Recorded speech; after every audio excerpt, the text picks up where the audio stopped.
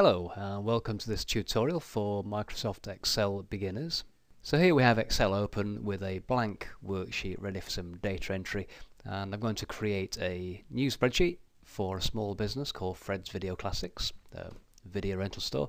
So let's get started, and in cell A1 I'm going to type in the title of the business or the title of the spreadsheet. And as I type, if I make any errors, as I did there, I can just use the back arrow keys or the back delete key to make some corrections, and I'll show you some other ways you can edit as well. I've completed the entry there, and if I decide I no longer want that entry, I can cancel it completely by pressing the escape key, top left of your keyboard. Press the escape key and the entry disappears. So in this case I'm going to have to retype my entry, allowing for any keyboard errors that I make. So there it is entered, and if I'm happy with that, I press the enter key on the keyboard and that confirms the entry. And if I go back to cell A1 with the arrow key, you can see there it also shows up in the formula bar. Now I can edit the entry in the formula bar by just clicking in there and using the arrow keys to go backwards and forwards and delete things, add things back in, and so on. Once I'm happy, press the enter key. Another way you can edit is if you highlight the cell that you want to change, press the F2 key on the keyboard, and that allows you to do in-cell editing as well. And if I press the escape key here, that cancels the edit mode. You can also edit the cell by double clicking, and if I just double click on A1 there, you'll see again it goes into edit mode. I can again use the arrow keys to move back and forth, press the escape key again to cancel.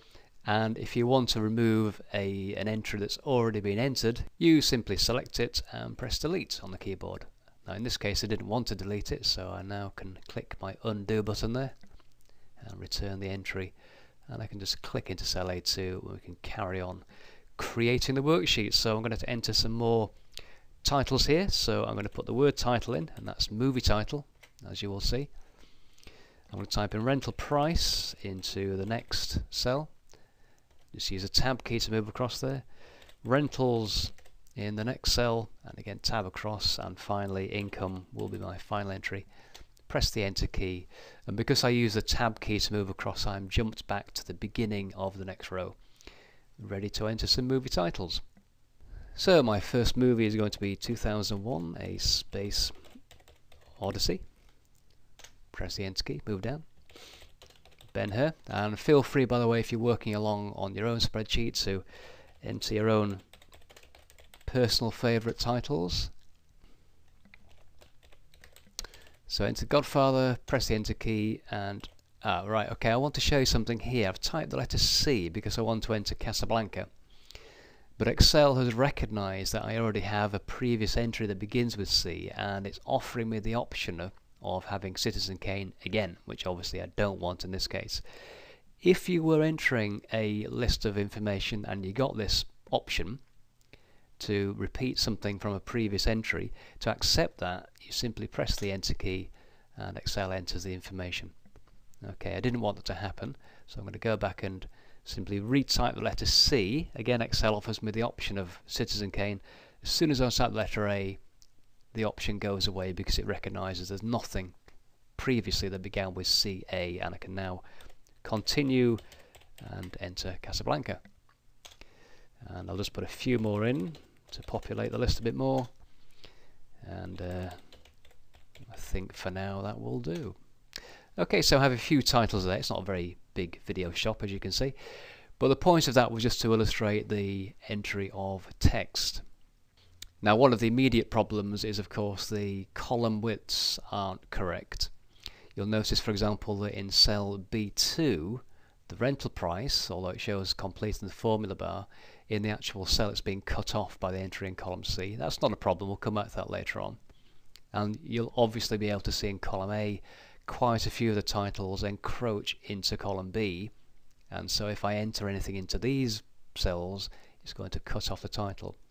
So before I move on, I'm going to expand column A, and I'm going to do that by putting the mouse pointer between the A and B headers there, and get the two-way arrow, double click, and that expands column A, as you can see, so it nicely fits all the titles. In fact, it expands to the width of the widest title. So the next stage will be to enter the numbers into my spreadsheet, but before I go and do that, I'm going to save the spreadsheet, and I can use a nice keyboard shortcut you may be familiar with. And if I press the F12 key, function key F12, it brings up the Save As dialog view. I can now simply type in the name of my spreadsheet as the file name, and then just hit the enter key, and you'll notice in the title bar now that Fred's Video Classics appears as my file name. Now from now on, whenever I modify the spreadsheet and I need to save it, I can simply click on the Save button. I can also go to the File tab and choose Save.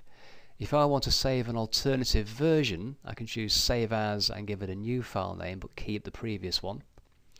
And I can also use the keyboard shortcut Ctrl and S to save. So there's a few different ways of saving. Pick one you like and stick with it. And so the next stage in building the spreadsheet is to add some numbers. If you have a standard computer keyboard, you've got two options for entering numbers. You can either use the standard number keypad at the top of the keyboard, or you can use the number keypad to the right. And when you're entering lots of numeric information, you may well find that using the number keypad is a lot more convenient and will help you enter information much more quickly. If you're using a laptop keyboard, then obviously you only have the one set of numbers anyway, so you don't have to worry about the separate number keypad. So here we have two columns of numeric information I need to enter, and I'm going to begin by typing the rental price for 2001, and that's going to be 1.95 or £1.95 where I am. Obviously if you're in a different country, then when you apply the currency formatting, as we will do later on, then it will apply the local currency symbol. So I'm going to tab across now into the rentals column, type 5 for my rental quantity, press the enter key, and again, because I use the tab key to move across, you'll see it jumps back ready for me to begin the next row. So it's moved to B4 as opposed to C4. I'll just demonstrate the difference this time. So if I type in there 2.5 for my price, I can use the right arrow key this time, type 9 for the quantity, and this time press the enter key, and you'll see it simply comes down to the cell below, so it moves to C5. Then I can use the left arrow key to move to the cell I actually want to use next, which is B5. So the next entry I can type 1.5 as opposed to 1.50. If I type 0, it makes no difference whatsoever. Excel will enter 1.5. If I go back to that cell and you have a look at the formula bar, you'll see it also puts 1.5. So it ignores extraneous zeros. Although when you come to format, you'll see that you can make those zeros appear anyway, so that's okay. So I'm going to tab across this time to C5. We'll enter the quantity for Citizen Kane, put 12 in there. For Godfather, we're going to put £1.95 as a price. Again, just tab across. And 7 for the quantity, press the enter key. 1.95 for Casablanca, again tab across. And put 12 in for the quantity. Wizard Oz, we'll put £2.50. Tab across again. And put, say, 8 in for the quantity. And Rear Window, we'll go back to 1. Oops. Just correct that. Back delete, 0.95. Tab across. And for the quantity here, we will put in 10. Okay, so those are the numbers. In the next tutorial, we're going to start looking at Excel calculations. So thank you for watching this tutorial. Hope you found something useful there, and I'll see you next time.